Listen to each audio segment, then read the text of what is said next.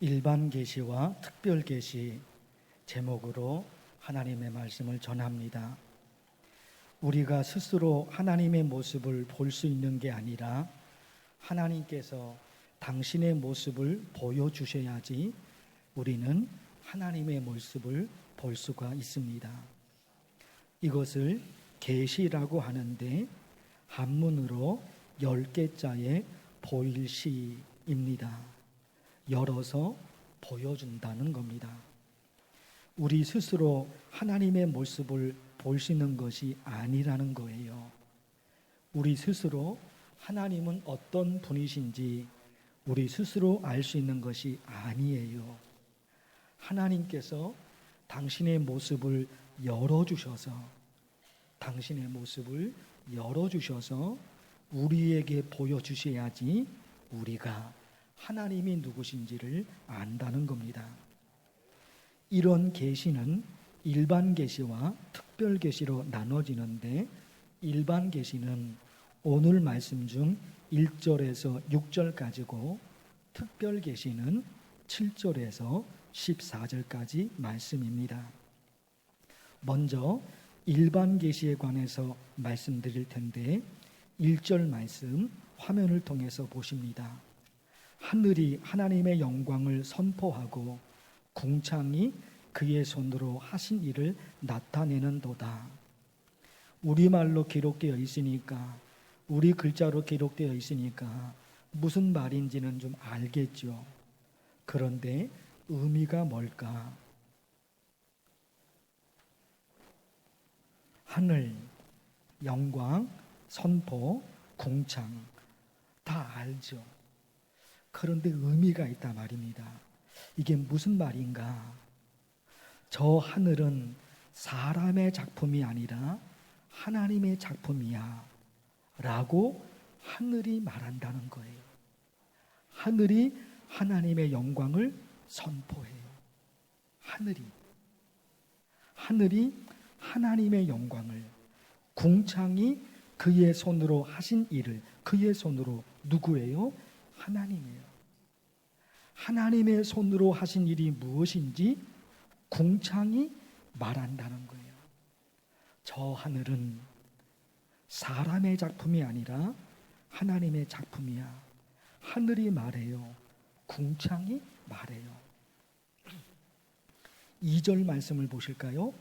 날은 날에게 말하고 밤은 밤에게 지식을 전하니, 뭔가를 전하는 거예요. 여기 날은 낮과 밤 말할 때 낮을 말하는 거예요. 그런데 그 낮이 뭔 말을 해요? 또 밤이 무슨 말을 해요? 지식을 전해주는 거예요. 지식을. 그게 뭘까요?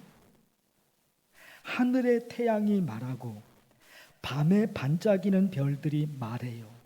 뭐라고? 저 하늘은 하나님의 작품이야. 너희가 만든 게 아니야. 저 하늘 너희가 만든 게 아니야.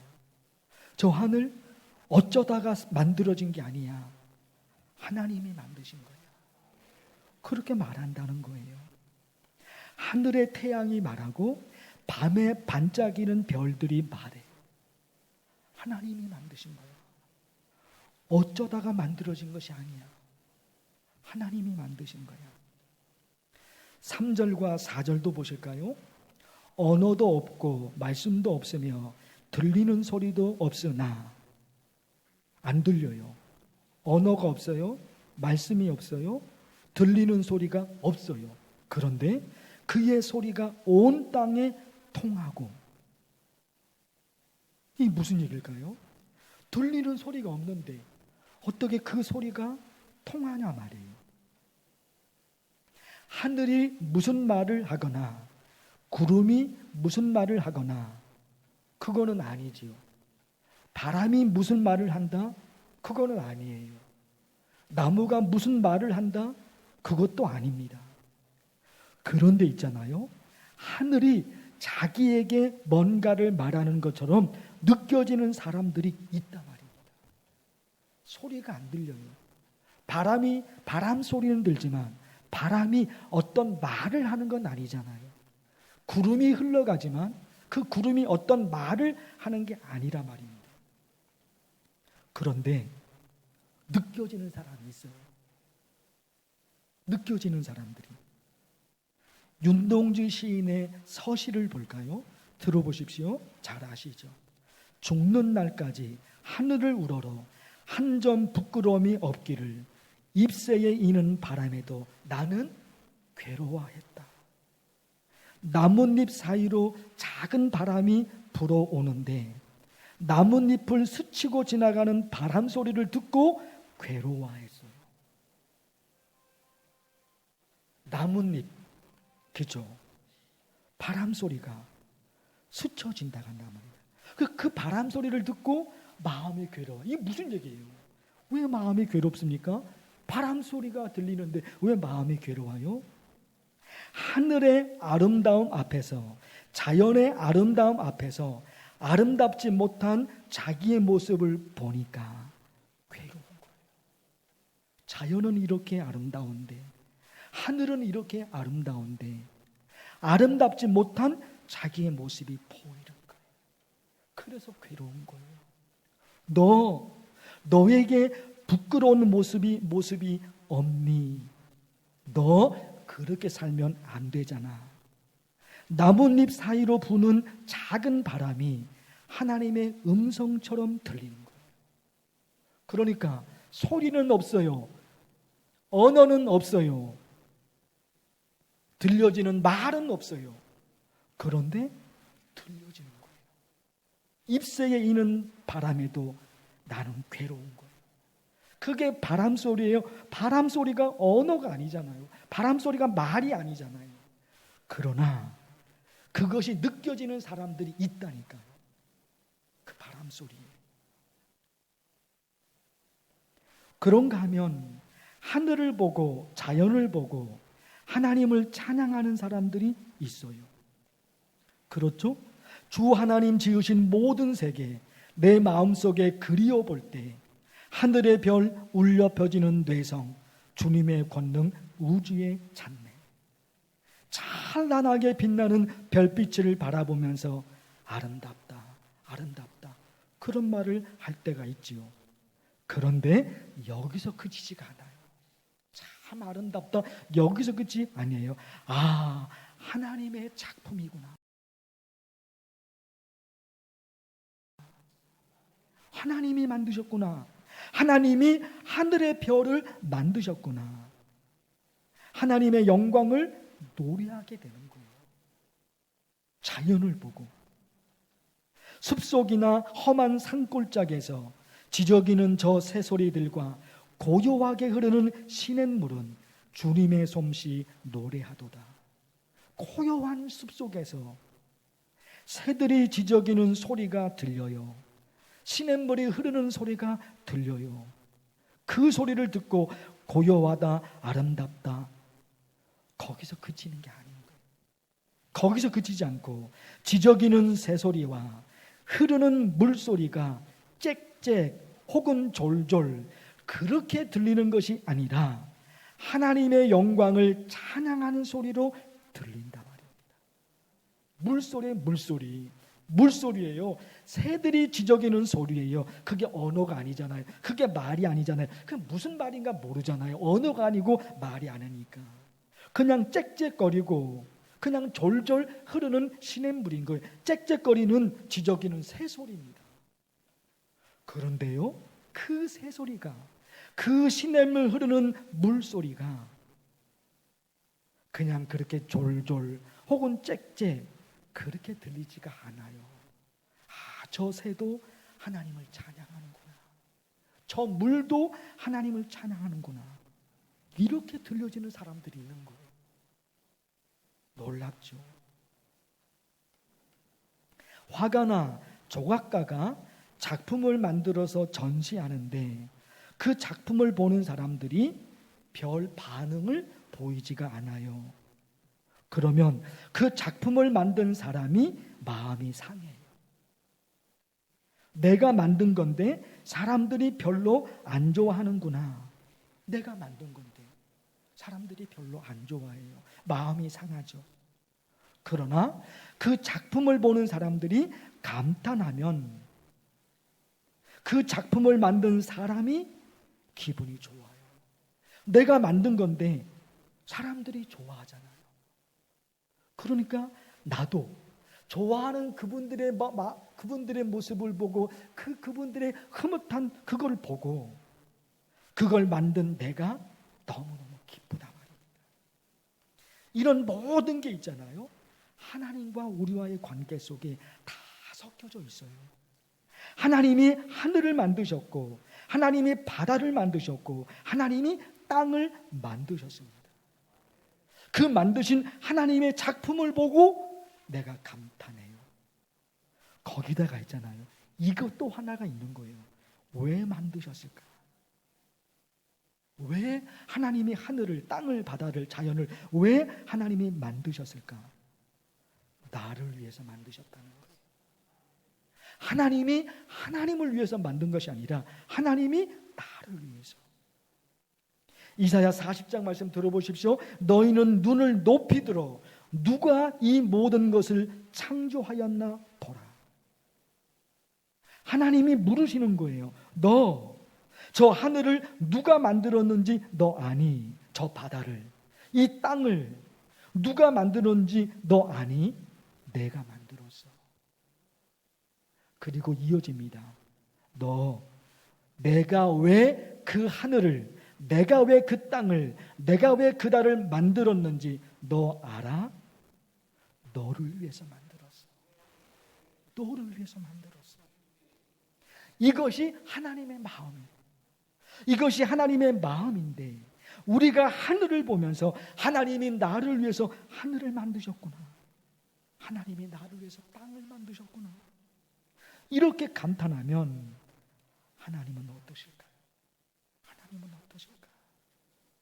그래, 내가 너를 위해서 하늘을 만들었는데 너 어떻게 알았니? 그러시지 않겠어요? 그래, 내가 너를 위해서 땅을 만들었어. 그 땅을 밟고 살라고 내가 너를 위해서 땅을 만들어줬어. 너 그거 어떻게 알았니? 그게 신앙이에요. 그게 신앙인 거예요. 하나님께서 만드신 자연을 보고 하나님께 영광을 돌립니다. 그 속에서 하나님의 음성을 듣습니다. 그리고 나를 위해서 만드셨구나. 감동합니다. 그게 신앙이에요. 그게 신앙. 그런가 하면 계시가 두 가지 있다고 말씀을 드렸죠. 하나는 일반 계시, 자연인 자연. 그리고 또 하나는 특별 계시. 특별 계시는 오늘 말씀 7절에서 14절까지 말씀입니다. 여러분 7절과 8절 화면을 통해서 자, 뭐가 나옵니까? 여호와의 율법 완전하여 영혼을 소성시킵니다. 하나님의 말씀이 여호와의 증거, 여호와의 교훈, 그리고 여호와의 계명. 그러니까 7절, 8절에 있는 율법, 증거, 교훈, 계명은 다 하나님의 말씀을 기록한 성경을 말합니다. 그 성경을 통해서 하나님이 어떤 분이신지를 우리가 알아가는 거죠. 자연을 통해서도 하나님이 어떤 분이신지를 우리가 알아갑니다. 동시에 하나님의 말씀이 기록된 성경, 그 성경을 통해서 하나님이 어떤 분이신지를 우리가 알아가는 거예요. 거기다가 너무나 중요한 게 있잖아요. 왜 하나님께서 우리에게 성경을 만들어 주셨을까? 왜요? 나를 위해서 만드신 거예요. 이 하늘과 이 땅과 이 바다, 이 자연을 하나님이 나를 위해서 만드신 것처럼 하나님이 나를 위해서 성경을 만들어 주신 거예요. 그러기에 하나님의 말씀을 우리 삶에 적용할 수가 있는 거예요. 왜요? 나를 위해서 성경을 만드셨으니까. 나를 위해서 하나님이 성경을 만들어 주셨으니까 그 하나님의 말씀, 그 성경 말씀을 내 삶에 적용할 수가 있단 말입니다. 오늘 세 가지 내용을 말씀드리려고 합니다. 하나님의 말씀을 우리 삶에 적용. 첫째는 개인에게 적용. 둘째는 가정, 우리 가족들 있잖아요. 셋째는 대한민국, 우리나라. 이 세 가지 내용을 가지고 말씀을 전하고 싶어요. 화면을 보십니다. 시편 100편 3절의 말씀, 개인에게 적용하는 겁니다. 여호와가 우리 하나님이신 줄 너희는 알지어다. 그는 우리를 지으신 이요 우리는 그의 것이니 그의 백성이요 그의 기르시는 양이로다. 어떤 말씀을 붙들면 좋을까요? 저는 마지막에 있는 말씀이요. 나는 누구냐? 하나님이 기르시는 양인 거예요. 하나님이 기르신다는 거예요. 나를 하나님이 기르셔요. 하늘을 만드시고 땅을 만드시고 바다를 만드시고 자연을 만드신 하나님께서 나를 기르셔요. 나를 위해서 모든 걸 만드셨잖아요. 하나님이 나를 위해서 모든 걸 만드셨는데 그 하나님이 나를 기르셔요. 그래서 다윗의 신앙 고백을 우리 개인의 삶에 적용하는 거예요. 다윗의 개인의 신앙. 여호와는 나의 목자시니 내게 부족함이 없으리로다. 왜요? 그가 나를 푸른 풀밭에 누이시며 쉴 만한 물가로 인도하시는도다. 하나님이 나를 기르시는 거예요. 목자가 양을 기르는 것처럼 하나님이 나를 기르셔요. 대표적인 게 다윗의 고백이잖아요. 다윗의 고백이거든요. 그래서 그가 나를 푸른 풀밭에 누이시며 쉴 만한 물가로 인도하시는도다. 그 말씀. 목자가 양들을 푸른 풀밭으로 인도하고 쉴 만한 물가로 인도하는 것처럼 하나님께서 나를 푸른 풀밭으로 인도하시고 하나님께서 나를 쉴 만한 물가로 인도해 주옵소서. 하나님이 나를 길러주세요. 여러분, 이번 한 주간 동안, 이 한 주간 동안 개인을 위해서 나 자신을 위해서 이런 기도를 하는 거예요. 나는 누구냐? 하나님이 기르신 양이에요. 하나님이 기르시니까 목자가 양을 돌보는 것처럼 하나님이 나를 돌봐주셔요. 그래서 이 기도라니까요. 개인을 향해서, 나 개인을 향해서 목자가 양들을 푸른 풀밭으로 쉴 만한 물가로 인도하는 것처럼 하나님이 저를 푸른 풀밭으로 쉴 만한 물가로 나를 인도하옵소서. 두 번째, 가정에 관해서 말씀을 드리고 싶어요. 가정에 관한 말씀도 시편에 많이 나오고 있지요. 그런데 그 수많은 가정에 관한 말씀 중에 저는 개인적으로 제 삶에 적용하는 거지만 이 말씀이 너무너무 중요하게, 아니 가장 강력하게 다가옵니다.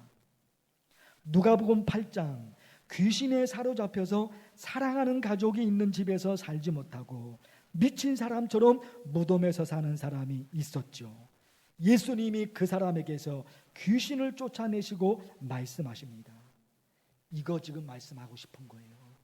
집으로 돌아가 하나님이 내게 어떻게 큰 일을 행하셨는지를 말하라. 너 빨리 집으로 돌아가서 네가 어떻게 고침을 받았는지 네 가족들에게 너 얘기해라. 하나님이 그러시잖아요. 이게 그냥 기도의 우리의 기도, 우리 가족들을 생각할 때 우리 기도예요. 하나님, 저도 하나님께서 나에게 어떻게 역사하셨는지 가족들에게 말할 수 있도록 내게도 하나님의 기적을 보여주옵소서. 가족에 관한 성경 말씀이 얼마나 많은지 몰라요. 그러나 강력한 말씀이 하나님이 역사하신 거예요. 그래서 예수님께서 얘기하셔요. 집으로 돌아가 하나님이 너에게 어떻게 큰 일을 행하셨는지 말해. 이거 얼마나 중요한 말씀일까요? 우리 가족들을 위해서 기도할 때 하나님 나도 우리 가족들에게 하나님이 내게 이렇게 역사하셨어. 하나님이 나를 이렇게 도와주셨어. 나도 말할 수 있도록 하나님 내게 그런 기적을, 그런 간증을 내게 주소서. 이거예요. 대한민국 우리나라를 위해서 기도하고 싶어요. 에스겔서 37장에 너 손에서 둘이 하나가 되리라. 둘이 하나가 되리라. 우리는 남과 북으로 갈라져 있잖아요. 대한민국 우리나라가. 하나님 아버지, 대한민국 우리나라를 어떻게 하면 좋을까요? 기도가 되잖아요. 원래는 하나의 민족이었는데 두 나라가 되어버렸습니다. 같은 말을 사용하고 있는데 서로 적이 되었습니다. 어떻게 하면 좋을까요? 남과 북이 하나가 되면 우리 대한민국 우리나라가 얼마나 강력한 나라가 되겠냐 말이에요. 어떻게 될지는 몰라요. 어떻게 할 수 있는 건 아닌 거예요. 그런데 그냥 그 얘기 나오잖아요. 원래는 우리 민족이 하나의 나라가 되었는데 어쩌다가 서로 적이 되어버렸습니까? 우리나라가 어쩌다가 그렇게 되어버렸습니까? 어떻게 하면 좋을까요? 그런데 있잖아요. 이사야 2장 말씀에 이런 말씀이 있어요. 무리가 그들의 칼을 쳐서 보습을 만들고, 칼은 뭐예요? 전쟁 무기예요. 전쟁 무기. 칼은 전쟁 무기예요. 그런데 그 칼을 무엇으로 만들어 버립니까? 보습. 보습은 밭을 가는 쟁기를 말합니다. 전쟁의 위험에서 벗어나서 모든 국민들이 개인 경제와 가족 경제와 국가 경제를 살리는 일에 집중하는 거예요. 칼을 만드는 일에 집중하면 국가 경제가 다 거기에 허비가 되는 거잖아요. 그런데 그게 아니라는 거예요. 밭을 가는 쟁기, 전쟁 무기를 만들어내는 것이 아니라 밭을 가는 쟁기를 만드는 거예요. 전쟁의 위험에서 벗어났거든요. 하나님 어쩌면 좋습니까? 우리 국민들이 개인 경제, 가족 경제, 그리고 국가 경제를 살리는 일에 다 집중하는 거예요. 그게 얼마나 좋을까요? 그들의 창을 쳐서 낫을 만들 것이며, 창은 전쟁 무기잖아요. 창은 전쟁 무기. 낫은 뭐예요? 벼 이삭을 베는 농사기구를 말하는 거예요. 농사기구를 계속해서 만들어내는 거예요. 왜? 열매를 거두는 일에 도구가 늘어나는 거예요. 열매가 많으니까 그 열매를 거두는 도구, 그 낫을 더 많이 만들게 되는 거예요. 왜? 경제가 살아나니까요. 경제가 살아나니까. 그래서 대한민국 우리나라를 위해서 간절히 기도하고 싶은 거예요. 이 나라와 저 나라가 다시는 칼을 들고 서로 치지 아니하며 다시는 전쟁을 연습하지 아니하리라. 이게 이사야서의 말씀이거든요. 하나님, 우리나라가 이런 나라가 되게 하여 주옵소서. 사랑하는 성도 여러분, 일반 계시와 특별 계시 두 가지 말씀을 드렸습니다. 일반 계시에 관해서 어떤 내용으로 기도할지, 그리고 특별 계시 하나님의 말씀인데요. 우리를 위해서 하나님의 말씀을 주셨어요.